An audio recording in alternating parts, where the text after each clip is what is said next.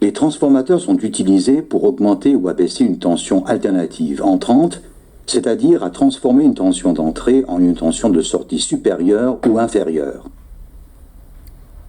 Ils servent notamment à réduire la haute tension acheminée sur de longues distances pour la convertir en une tension secteur usuelle, spécialement adaptée à la tension de service moindre des divers appareils alimentés. Un transformateur, aussi appelé transfo, se compose en principe de deux bobines avec des nombres de spires différents implantées sur un noyau de fer magnétique commun.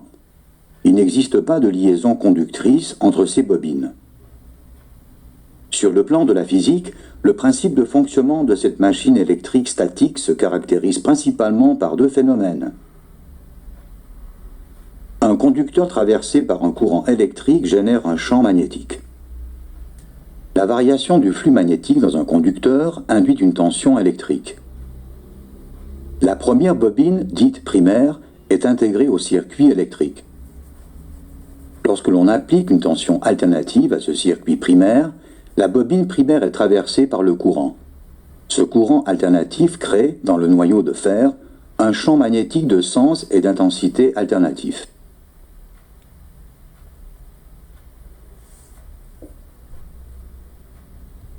Le champ magnétique agit aussi par le biais du noyau sur la bobine secondaire qui est reliée à un deuxième circuit. Ce circuit génère par induction une tension alternative de fréquence identique. La valeur de cette tension secondaire est déterminée par le rapport du nombre de spires des bobines primaires et secondaires. Elle est adaptée aux consommateurs électriques raccordés. Supposons que le transfert entre les bobines primaires et secondaires s'effectue sans déperdition. Les tensions d'entrée et de sortie sont conformes au rapport des nombres de spires. Pour les courants d'entrée et de sortie, c'est l'inverse. La puissance, c'est-à-dire le produit du courant par la tension, est identique dans les deux circuits. Attention, la tension induite ne peut se produire que si l'intensité du courant de la bobine 1 varie. C'est le cas avec les tensions alternatives et continues pulsées. Si la tension est continue, le champ magnétique est constant et aucune tension ne peut être induite. C'est pourquoi les transformateurs traitent uniquement des tensions alternatives. Si les circuits électriques du transformateur sont uniquement liés par voie magnétique, il n'y a pas la moindre connexion électrique. Cette séparation des circuits est appelée isolation galvanique. Cliquez sur le bouton pour un complément d'information sur l'isolation galvanique.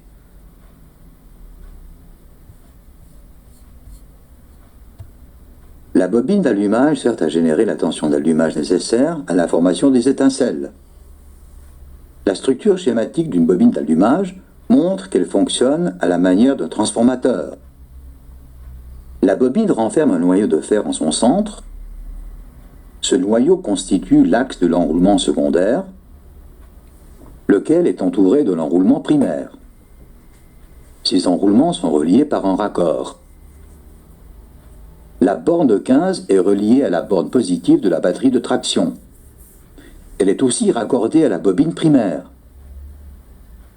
L'autre extrémité de la bobine primaire débouche sur le raccord d'enroulement commun, lequel est relié à l'extérieur via la borne 1. La borne 1 est raccordée au module de commande d'allumage qui fournit du tension pulsée à la bobine. C'est ce qui induit dans l'enroulement secondaire une haute tension relayée vers l'extérieur par la borne 4. L'allumeur la transmet ensuite aux bougies d'allumage. L'enroulement primaire de la bobine d'allumage comporte entre 200 et 500 spires. L'enroulement secondaire de la bobine d'allumage comporte entre 15 000 et 30 000 spires.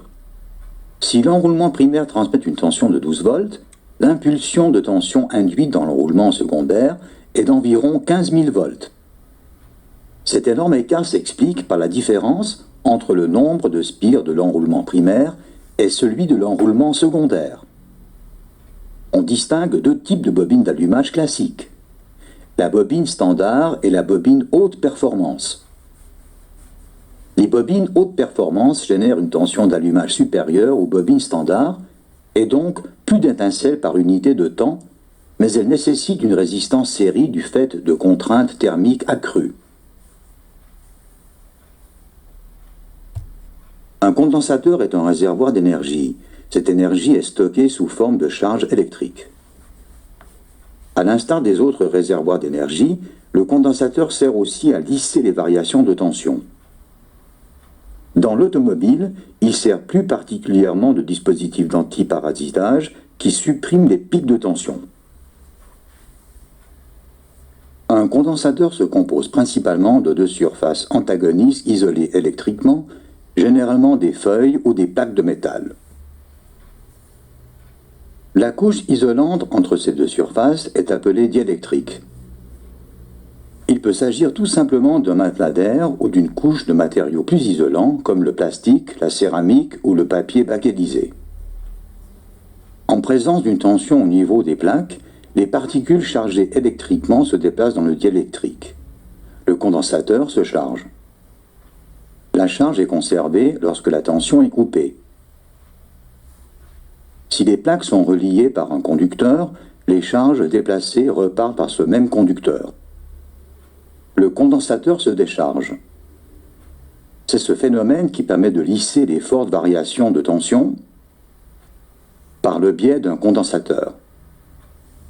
Le volume de stockage d'un condensateur est appelé capacité.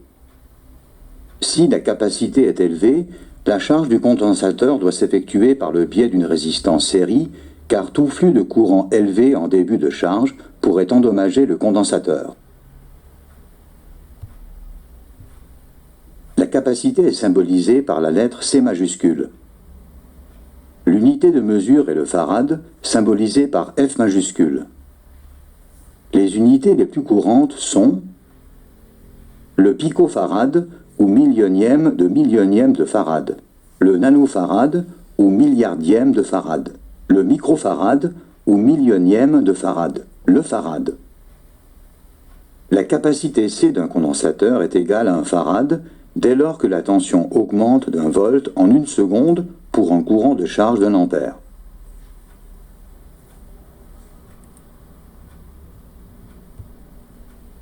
Les condensateurs se déclinent dans les modèles et les tailles les plus divers en fonction des exigences requises. Les capacités de l'ordre de 100 nanofarad mettent principalement en œuvre des condensateurs bobinés. Les valeurs allant de 1 nanofarad à 1 microfarad sont généralement associées à des condensateurs à film. Les capacités allant de 1 picofarad à 100 nanofarad utilisent des condensateurs céramiques. Les capacités de 0,1 à 100 000 microfarad sont caractéristiques des condensateurs électrolytiques. Les condensateurs variables déploient des capacités allant de 0,1 à 1000 picofarad. Ce type de condensateur se fait toutefois rare de nos jours. Cliquez sur le type de condensateur de votre choix pour obtenir des informations plus détaillées.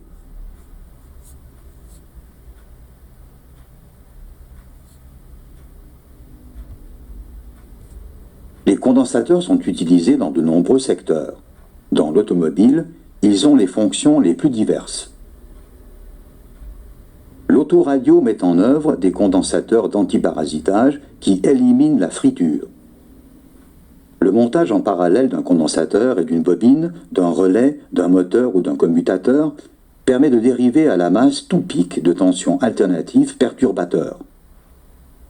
Les condensateurs servent à lisser la tension. Un condensateur monté en aval d'un redresseur permet de lisser les pics et creux de tension puisqu'il stocke les pics de tension et compense les creux avec l'énergie ainsi emmagasinée. Les condensateurs transmettent les signaux dans les circuits électroniques. Dans les circuits électroniques, les condensateurs sont utilisés pour laisser passer des tensions alternatives et bloquer toute tension continue. Il devient donc possible de séparer divers modules sur la trajectoire d'un signal, par exemple les étages amplificateurs d'une radio. Un condensateur associé à une bobine forme un circuit de résonance. Lorsqu'un condensateur est commuté en même temps qu'une bobine, il forme un filtre électromagnétique, lequel est appelé circuit oscillant ou de résonance. Les circuits oscillants sont dédiés, dans les techniques radio, à l'émission et la réception d'ondes électromagnétiques. S'il est associé à une résistance, Un condensateur peut faire office de temporisateur ou d'horloge. Si l'on monte une résistance en série avec un condensateur, on obtient un temporisateur. La charge ou la décharge du condensateur prend un certain temps en fonction de la résistance. Dans un circuit électronique, la tension est contrôlée. Si elle dépasse ou ne parvient pas à atteindre un seuil précis, un commutateur se déclenche. C'est ce qu'on utilise notamment pour temporiser la coupure de l'éclairage du plafonnier d'un véhicule.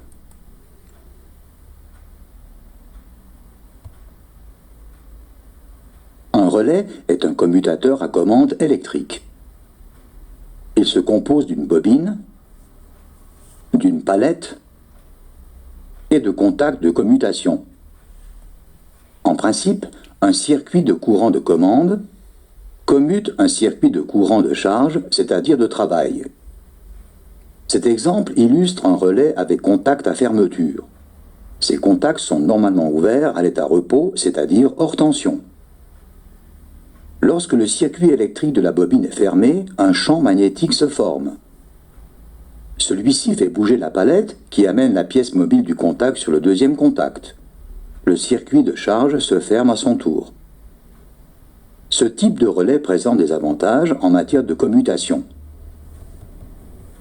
notamment l'activation de courants de charge élevés avec des courants de commande faibles. Les conducteurs du circuit de charge, en gras, peuvent emprunter le trajet le plus court. Les conducteurs du circuit de commande, en maigre, peuvent être implantés tout simplement au niveau des points de commutation requis.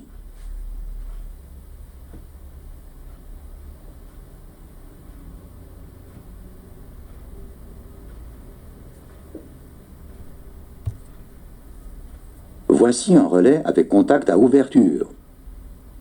Il se compose d'une bobine, d'une palette et de contacts de commutation.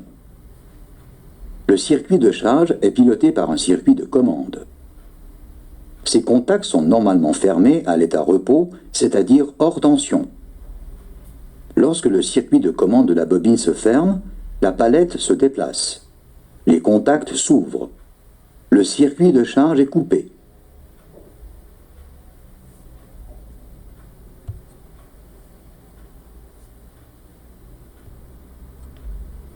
Voici un relais avec contact inverseur. Il se compose d'une bobine, d'une palette et de contacts de commutation. Ce relais commute deux circuits de charge par le biais d'un circuit de commande. À l'état repos, le premier circuit de charge est fermé, tandis que l'autre est ouvert. Si le relais est activé, le premier circuit de charge s'ouvre et le deuxième se ferme.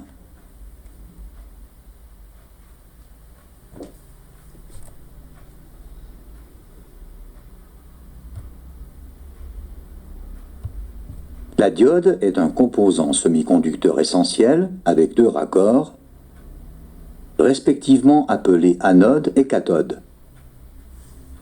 Cette diode est similaire à un clapet électronique. En d'autres termes, elle ne laisse passer le courant que dans un sens, en l'occurrence de l'anode vers la cathode. Le sens de circulation du courant dans une diode est appelé sens de passage. Il est figuré par une flèche sur le symbole de la diode. Si une tension est appliquée à la diode dans le sens inverse, le courant ne circule pas car il est bloqué. C'est précisément ce phénomène qui est utilisé pour redresser des tensions alternatives. Les diodes sont en silicium ou en germanium. La diode en silicium de cet exemple ne laisse passer le courant qu'à partir d'une tension de 0,7 volts du fait des caractéristiques de semi-conductivité du matériau. La tension au consommateur n'est donc que de 11,3 volts. En revanche, elle bloque bien 12 volts dans le sens de non-conduction et l'ampoule ne s'allume pas.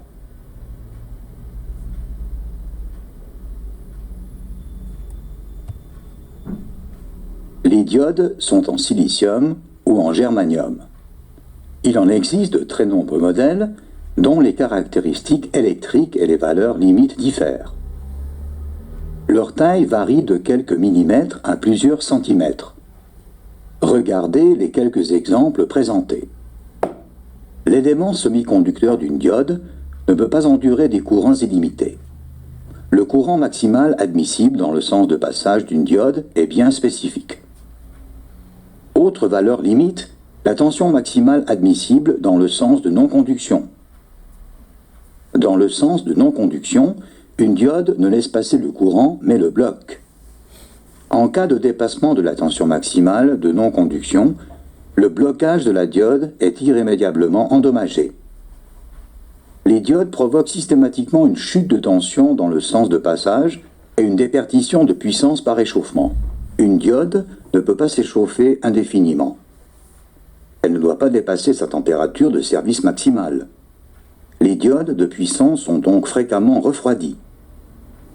Tout dépassement des valeurs limites est susceptible d'endommager irrémédiablement la diode. Cette diode universelle est utilisée dans des circuits électroniques. Son courant de passage est limité à 30 mA et sa tension de blocage maximale est de l'ordre de 50 volts. Sa température admissible est d'environ 70 degrés Celsius. Cette diode de petite puissance est également utilisée dans des circuits électroniques. Son intensité maximale admissible s'élève à 1 ampère et elle peut bloquer des tensions jusqu'à 1000 volts. Sa température admissible est d'environ 70 degrés Celsius. Cette diode de redressement nécessite une tôle de refroidissement. Elle supporte des courants de l'ordre de 20 ampères. Sa tension de blocage est d'environ 400 volts et sa température maximale de 150 degrés Celsius. Voici une diode de redressement d'alternateur automobile triphasé. Elle admet une intensité supérieure à 50 ampères, supporte des tensions de blocage jusqu'à 600 volts et une température limite de 150 degrés Celsius. Ces diodes sont emmanchées dans le corps du stator, de manière que leur chaleur puisse se dissiper dans le carter de l'alternateur. L'alternateur est parallèlement refroidi par un ventilateur. Dans l'automobile, les diodes sont mises en œuvre dans les circuits électroniques de l'alternateur, les calculateurs et d'autres éléments électroniques. La diode est un composant semi-conducteur qui ne laisse passer le courant électrique que dans un sens. C'est pourquoi elle se prête particulièrement bien au redressement de tension alternative. Pour cela, elle est montée en série avec la source de tension. Une diode isolée ne laisse passer que la demi-onde positive d'une tension alternative. Ce circuit forme donc un redresseur demi-onde. Si l'on place, au niveau de chacun des raccords de la source de tension alternative, une diode reliée au pôle positif du consommateur et une diode de polarité inverse reliée au pôle négatif, on peut utiliser les plages positives et négatives de la tension. La demi-onde positive de la tension alternative parvient au consommateur par le biais de ces deux diodes. Ces deux diodes-ci acheminent la partie négative de la tension. Ce circuit forme un redresseur pleine onde. Il convertit 2 fois plus d'énergie qu'un redresseur demi-onde. Le principe de fonctionnement est le même pour redresser un courant alternatif triphasé. Le raccord supplémentaire nécessite simplement 2 autres diodes. L'ondulation de la tension produite a nettement diminué. Cette tension est déjà très proche d'une véritable tension continue. Ces redresseurs, composés de 6 diodes, sont mis en œuvre dans les alternateurs triphasés des véhicules pour produire une tension continue. مشاهدة إن أعجبك الفيديو سجل إعجابك ولا تبخل باقتراحاتك للفيديوهات القادمة كما لا تنسى الاشتراك في القناة لتصلك فيديوهاتنا اليومية.